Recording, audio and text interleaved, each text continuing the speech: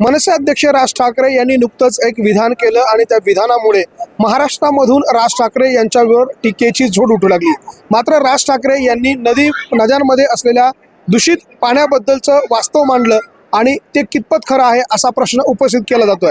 मी आता नाशिकच्या गोदावरी नदीच्या काठावरती आहे आणि ज्या ठिकाणी कुंभमेळा भरतो, शाही स्नान केलं जातं त्या रामकुंडावर आहे। माझ्या समोरच्या बाजूला हा रामकुंड आहे आणि या रामकुंडाचं पाणी आपण दृश्यांमध्ये बघतोय।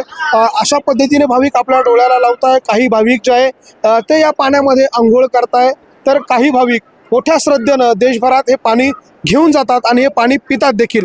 मात्र हे पाणी किती शुद्ध आहे असा प्रश्न या निमित्ताने उपस्थित झालेला आहे, कारण राज ठाकरे त्यांनी त्याच्यावर सवाल उपस्थित केला। मी आता आपल्याला नाशिकच्या गोदावरी नदीच्या पात्रातलं पाणी किती अस्वच्छ आहे हे दाखवणार आहे। माझ्या बाजूला ही गोदावरी नदी आहे, अर्थात हे रामकुंड आहे आणि त्या रामकुंडाचा हा भाग आहे। आपण जर बघितलं तर अशा पद्धतीचं हे शेवळ जे आहे ते या गोदावरी नदीमध्ये आपल्याला पाहायला मिळते।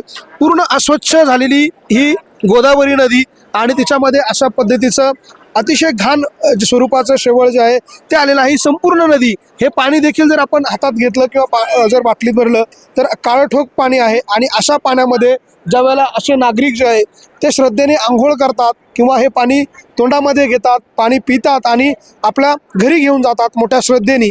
मग या पाण्याच्या स्वच्छतेचा जो प्रश्न आहे तो पुन्हा या निमित्ताने उपस्थित केला जातोय। ज्या पद्धतीनं राज ठाकरे यांनी आक्षेप घेतला त्याच स्वरूपाची परिस्थिती नाशिकच्या गंगा घाटावर आपल्याला पाहायला मिळते। त्यामुळे कुंभमेळ्यापर्यंत तरी ही नदी स्वच्छ होईल का असा प्रश्न या सगळ्याच्या निमित्तानं उपस्थित केला जातोय। मात्र या नदीचं वास्तव किती भीषण आहे हे देखील आपण बघतोय। अशा पद्धतीनं देशभरातून येणारे श्रद्धाळू जे आहे, भाविक जे आहे ते या गोदावरीचं पूजन करत असतात, त्या गोदावरी नदीमध्ये स्नान करत असतात, ते पाणी तीर्थ म्हणून पित असतात। मात्र हे तीर्थ म्हणून जे लोक पाणी पितात ते किती अस्वच्छ आहे हे मी आपल्याला दाखवलं। मात्र या सगळ्या निमित्तानं येणाऱ्या कुंभमेळ्यापूर्वी तरी नाशिकची ही गोदावरी नदी स्वच्छ होईल का? जे नागरिक हे पाणी पिण्यासाठी घेऊन जात आहे, तीर्थ म्हणून घेऊन जात आहे, त्यांना खरोखर हे पाणी तीर्थ स्वरूपात मिळणार आहे का असा प्रश्न उपस्थित केला जातोय। लक्ष्मण घाटोळ, न्यूज 18 लोकमत, नाशिक।